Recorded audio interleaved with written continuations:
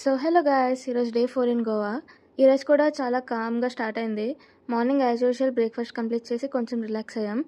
Afternoon అయ్యేసరికి కొంచెం స్పైసీగా ఏదైనా తినాలనిపించింది. సో అందుకే కొరియన్ స్పైసీ కప్ నూడిల్స్ అయితే ఆర్డర్ చేసుకున్నాము. టేస్ట్ అయితే బాగానే ఉంది, ఫుల్ స్పైసీగా ఉంది.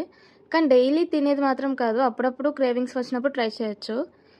ఈవినింగ్కి రూమ్లో ఉండడం బోర్ కొట్టేసింది. సో దగ్గరలో ఉన్న బైనా బీచ్కి వెళ్ళాం.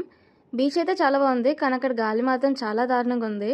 నిజంగా కొంచెం సేపు అక్కడ నించోవడం కూడా కష్టమైంది. నాన్ సీజన్లో వెళ్ళాం కాబట్టి బీచ్ కొంచెం డిఫరెంట్గా అనిపించింది. ఇదంతా అక్టోబర్కి సెట్ అయిపోద్దంట, సో అప్పుడు ఎవరైనా ప్లాన్ చేసుకుంటే చేసుకోవచ్చు. అక్కడే ఒక చిన్న షాప్ దగ్గర ఒక 2 మురి మిక్చర్స్ ఇంకా వెజ్ మోమోస్ ఆర్డర్ చేసుకున్నాం. ఈ వెదర్కి ఈ 2 సెట్ అనిపించింది అసలు. నైట్కి హోటల్ రెస్టారెంట్లోనే డిన్నర్ చేద్దామని డిసైడ్ అయ్యాము.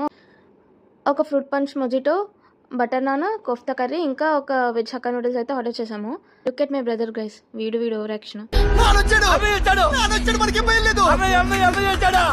కోఫ్తా కర్రీ అయితే చాలా బాగుంది. వెజ్ హక్కా నూడిల్స్ మాత్రం ఓకే, పర్లేదు అనిపించింది. డిన్నర్ అయ్యాక హోటల్ పక్కనే ఉన్న ఒక బేకరీకి వెళ్ళాం. బయట నుంచి చూడగానే చాలా గా అనిపించింది. సో లోపలికి వెళ్ళి ఒక బ్లూబెర్రీ చీజ్ కేక్, తిరామిసి, ఇంకొక పైనాపిల్ కేక్ అయితే ఆర్డర్ చేసాము.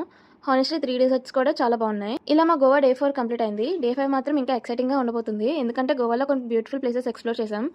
ఆ జర్నీ నెక్స్ట్ బ్లాగ్లో చూపిస్తా. Thank you for watching.